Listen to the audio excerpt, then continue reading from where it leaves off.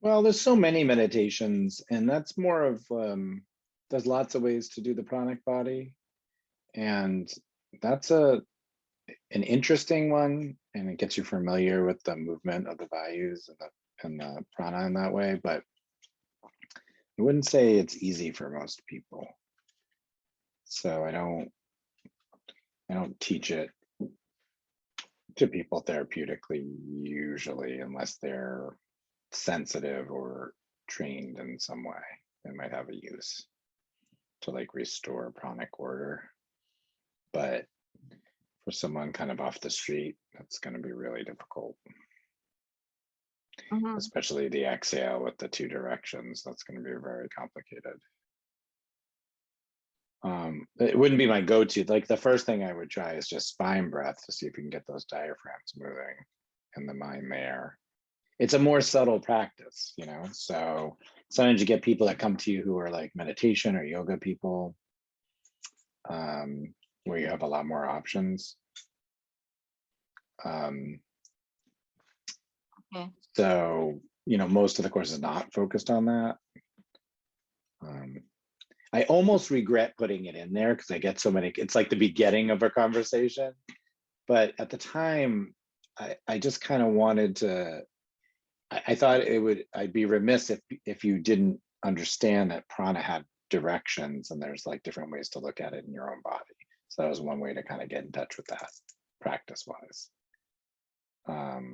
So if you put it in the category of like sort of pranic reordering or reestablishing, some sort of proper order, that'd probably be a good category. So it's the same category as prana nidra or spine breath.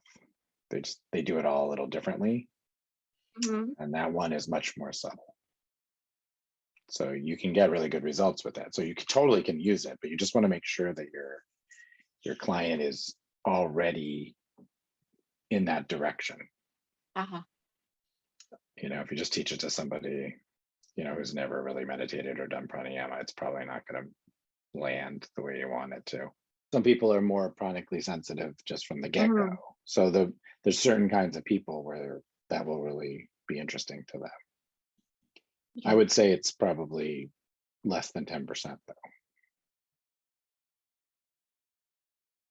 That. The breath is a prep practice. The breath is a preparatory practice. It's not where you're going. So, you know, it might be that you shouldn't be doing it at all because you're already there. And so it's very easy for pranayama to unbalance you. So, I mean, the two answers to that would be you're doing the wrong pranayama, or maybe you should just be meditating, Mhm. especially if you're already sort of like sensitive like that, you're already there. Most people need like pranayama. I mean, there's a variety of uses for it, but like most people need it to kind of even get in the game meditation wise. Mhm. You need something to settle your mind, or give it a little more juice because you're Mhm. tamasic, you're dull. But if you're already there and you can settle, I mean, you got to remember that like a lot of spiritual practices don't have any pranayama. Like tons of traditions don't have any pranayama. So it's like this interesting place between like a health practice and a mental shifting sort of meditational practice, pranic practice, right? It Uh-huh. does a lot of things Yeah. at once, but not all those things might be what you want to be doing. So if you're doing pranayamas and they're ungrounding you, then they're definitely not what you're supposed to be doing. The only other way to look at it is also in yoga, right? We have pranayama and it's for health. So that's on that level. And if you're just looking at your general health, like slowing down your breath is extremely beneficial. That's really the health benefit. So if you just like, people who are able to take less breaths per minute live longer. Well, I mean, one other way, some people have high blood pressure because of nervous system response, but a lot of people don't. So that's why there's such varied results with the blood pressure. Like if you can really slow down your breath, I mean, the pranayama thing for high blood pressure is basically kumbhakas, like really long exhales, you know, and holding the breath out for longer and longer periods of time, Yeah. which will do a lot of things.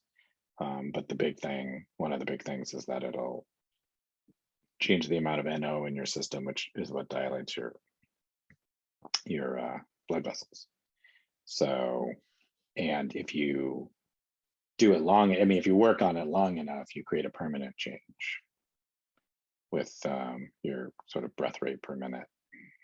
So that can help. You know, what I've seen work, I've seen lots of different things work, but what I've seen work best is actually first thing in the morning. And I think the Buteyko people do that too, where you train yourself, you get up in the morning and you do this practice where you really extend those exhales and extend your kumbhakas. And I think there's something about it that I mean, I don't know what the science is, but in that particular thing, but I do know that it kind of changes your brain. So your brain kind of resets to like what normal is. So I would do it right when you wake up. Because it's not so much about doing the pranayama, it's about training your system to be more efficient with oxygen intake in that way. It's actually not oxygen, it's actually about the exhale, but you can do it, you know. So there's people that can really, but it's hard to know whether that's going to change your blood pressure. That's what I want to say. Just like the food, the only way to know, if you were me, you know, you have a few factors. You can lose weight if you have any to lose. You can not eat animal protein. You can try exercise. I mean, the studies are clear that your blood pressure goes down, but it's like not that much. But from what I've seen, high intensity exercise is way better. So it's also easier to get hurt during higher intensity exercise. So you gotta sort of, but it takes less time, you know, so anything that gets your heart rate like way up to like 90% or higher, even briefly, it can be useful. You have the slowing down of your breath. Then you have nervous system stuff beyond that. And if none of, so I guess my point is, if you're really thinking about your blood pressure, what I would do, I've done this, I've had high blood pressure forever, and now I don't. And I eat meat, not a lot, but I eat it. Fish, like occasionally, and eggs. I guess that counts. I was like, I had some eggs today. But what I did is first, I did everything first, but like first you have to see like which thing is the most kind of important to your body. So if you're going to do the vegan experiment, I would like be completely vegan for 60 days. And if your blood pressure is exactly the same, never think about it again. Because it's, you know what I mean? Like that's not the issue. So then, you know, it's kind of good to know instead of like doing a dance around it forever. But I prefer that. And then it's like you go on a pranayama, you know, exploration, and for 90 days you slow down your breath. And by then something will have happened. And is your blood pressure the same, you know? Yeah. Et cetera, et cetera. Some people exercise and their blood pressure goes way down. But when they do studies, it's like it doesn't look that good. So it's kind of interesting. In my mind, though, just to say one more thing, just because you're talking about yourself, you want your cardiovascular system to be in really good shape. Like the combination of having high blood pressure and not being in good shape is not good. Right? You want everything functioning well because you have one strike against you. So health-wise, you know, doesn't mean you have to go crazy, but you just, you know, you want your heart to be in good shape, right? Yeah, I mean, one of the things when you're learning the muscle testing, that's like, I think probably the most important thing maybe, is at some point just get rid of the manual and think to yourself, what is it that I want to know? And how am I going to find that out? You know, and then the things will come to you. It's like, well, I want to know, you know, about external rotation, you know, and how do I do that in the shoulder? Because it forces you to puzzle it out. And then you know it, like at the concepts, because that's part of it. It's just learning those concepts. Because I think so much about what I'm trying to do. It's like when I go to teach it, I actually look at the manual because I was like, oh, I don't know that I do it that way anymore. But it doesn't really matter. You know, it's knowing the sort of concepts of what muscles am I testing. How do I get somebody into that action, right? Because you always want to put somebody into the action, stuff like that. So if you think a little bit about that, like while you're practicing, it'll help your brain for sure. What you're doing, you know what I mean? Like, okay, I'm externally rotating because I want to test the external rotators, and I want to be into the motion to test muscle strength, right? So I don't want to do it here. That's why I'm putting their arm here or whatever. You know, you start to like kind of puzzle it in your mind like that. And then it comes really fast once you've got all those kind of, once you know why and the sort of mechanics of it, then it's like you need the pictures less and less because it's starting to make sense on like a deeper level to you. When we teach it live, it's great because like, you know, we got a room full of people and you're just practicing it, and there's me and an assistant walking around helping you, and it's like it's really good to take that retreat live. I mean, COVID happened, so this is what we're doing. But we used to not even offer it online, and then when we offered it online, we would get like most people in the foundations would come for a weekend to just kind of do the physical stuff, you know, because it's just way easier to learn that way. But you know, if you've got it at all, you've done well. Yeah, well, I mean, the question is, if you have limited shoulder flexion, I mean, there's a couple things. Like if they're like, ow, I can barely move my arm, then, you know, maybe it's something like mechanical, like a torn muscle or impingement of some sort. But barring that, you know, that's what every PT does. I mean, you go in, you say, oh, I can't like lift my arm up. They're like, well, we're going to strengthen your shoulder flexion muscles and see if that helps the scenario. I mean, that's kind of like all that us and PTs do in a way, you know, with bodies in that way. So when you see limited range of motion, you think, well, I should strengthen the muscles that go in that direction and see if things change. You know, it's a likely possibility. Okay. Right. So if you can't turn your head to the right, you want to strengthen the muscles that turn your head to the right. Like, it's the only way it's going to get there. Well, I mean, there's two reasons for that. Like one, nothing's going to stay unless muscles are strong enough. But two, whenever you're strengthening something, you're stretching the antagonist part, right? So you're doing both at the same time. So the reason I kind of lean into that so much is because yoga teachers have a tendency to really like stretching. I've been thinking about this so long and have experimented this with so much. I will say that I'm not even sure stretching is necessary for humans. I'm at the point now thinking about it where I'm thinking no. The issue is that people don't move enough. So if you move enough in a lot of different ways, you tend, and this isn't always true, but you tend to stay in more balance, and stretching is less necessary. So it's just something to think about. The reason your like fascial shape is condensed in a certain way is because you're usually is because you're either doing the same activity over and over, or you're just kind of sitting or lying around, you know.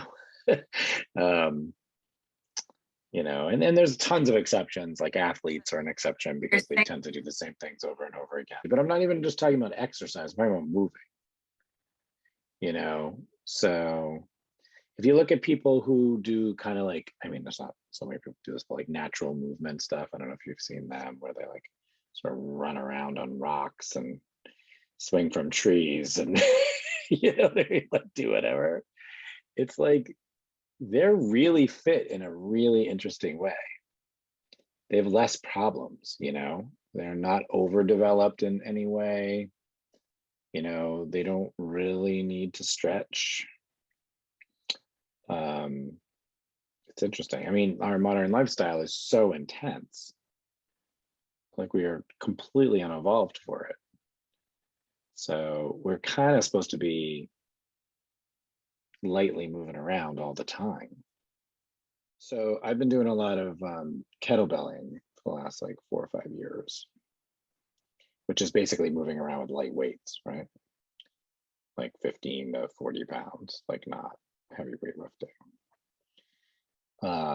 I've been really, I started getting fascinated with it because I started using like weights with my clients like before that, because I wasn't getting enough body weight, out of body weight for them, trying to get everything together. But when you do certain kinds of like common kettlebell exercises, not all of them, but they engage so many muscles, and they take you through so many ranges of motion while you're doing them, that I started to notice that, in my own body, which is what I suspected, I started feeling way better, and I did tons of asana and I lifted weights and, I do lots of things with my body, but sort of like kettlebelling in a way mimics like sort of natural movement, kind of, you know what I mean? Like if you were just like in the woods and you're like, I'm going to pick up that rock and that rock is 15 pounds, it's like, nobody like naturally picks up 240 pounds on their back, like people do who weight lift and stuff like that. So it's like kind of an interesting thing. Anyway, for a lot of people, they find that when they do those kinds of exercises, they don't get limited range of motion or stiff or whatever if they do them correctly. So it's just it's an interesting thing, as opposed to like, well, as opposed to a lot of things like running, where like maybe sprinting's a natural thing, but I'm not sure long distance running on a pavement with sneakers has anything to do with what we're evolved for. And you kind of have to stretch if you do that, because you're doing something your body's like not really designed to do. So when you bring that all back to yoga and asana, those practices, if you're just thinking about them physically, can look a lot of different ways. So you have asana to correct problems, which is what we talk about a lot. But then just for general well-being, moving in and out of positions in a very controlled way is super good for your body.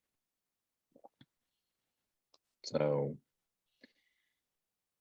doing not very sort of stretchy, big poses, but more moving in and out of different shapes, can have like a pretty profound effect on people's like sort of fascial net and their muscle endurance and like stability of joints, without needing to do like massive amounts of stretching.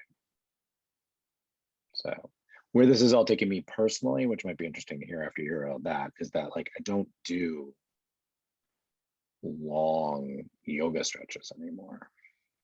I don't do Baddha Konasana. Like I don't do it because my hips don't hurt at all ever, and they used to.